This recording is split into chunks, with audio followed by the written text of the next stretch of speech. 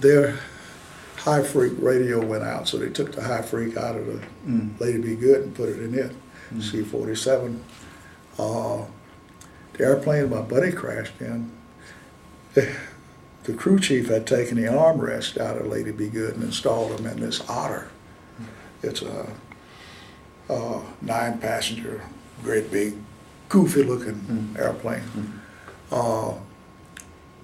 Another part had been installed in a Canterbury. This is a British jet.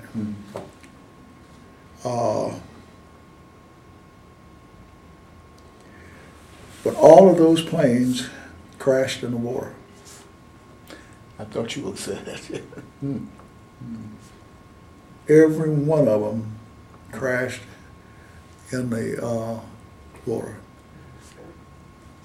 It was of such a concern, the base commander grounded everything on Tripoli Air Base and had it inspected with orders to remove anything that came off of Lady Be Good.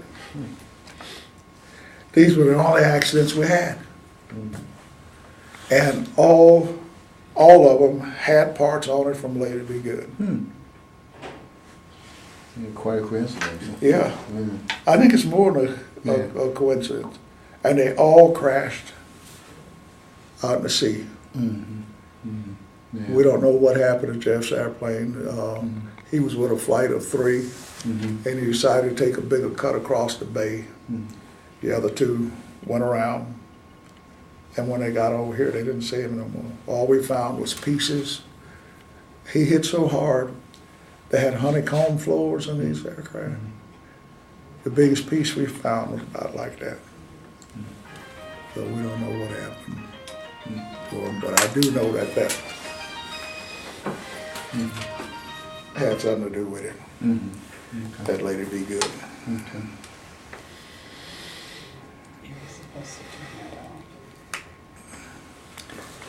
Yeah. So that's the story of Lady Be Good. Now, anytime you get a commanding general who goes to those lengths, something fishy Sure. is going on. After that, we didn't have no more accidents. Okay. So I came back to the States, signed at Fort Knox, Okay. the Second Army Aviation Maintenance Facility, responsible for the maintenance of Army aircraft in 4 states, Kentucky, Michigan, Ohio, and Pennsylvania. By this time, my brother was in the service. Okay. He had gotten his commission through ROTC, and he went airborne, stationed out at Fort Bragg. And I visited him a couple of times down there, and we've always been competitive. So what's your brother's name? His name was Bryford Okay. Metoyer. Okay. Okay. So you visited him at Fort Bragg? Go ahead. Okay, go ahead. Yeah. And then I came back to Fort Knox, and he wouldn't answer me. He wouldn't answer my telephone calls, wouldn't answer my letters, messages, nothing. And I called his wife, and she said, well, I'll tell him to call you, Herb. He never called. I was getting really angry at him. Called my mom. You heard from Bryford? She said, oh yeah, I talked to Bryford the other day.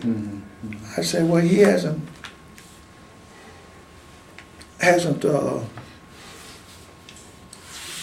called me. And she said, well, don't be mad at him, Herb. He's just probably busy. And that went on for almost 9 months.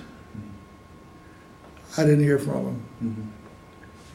Then all of a sudden, in my office, one day I get a call, and it's him. Okay. And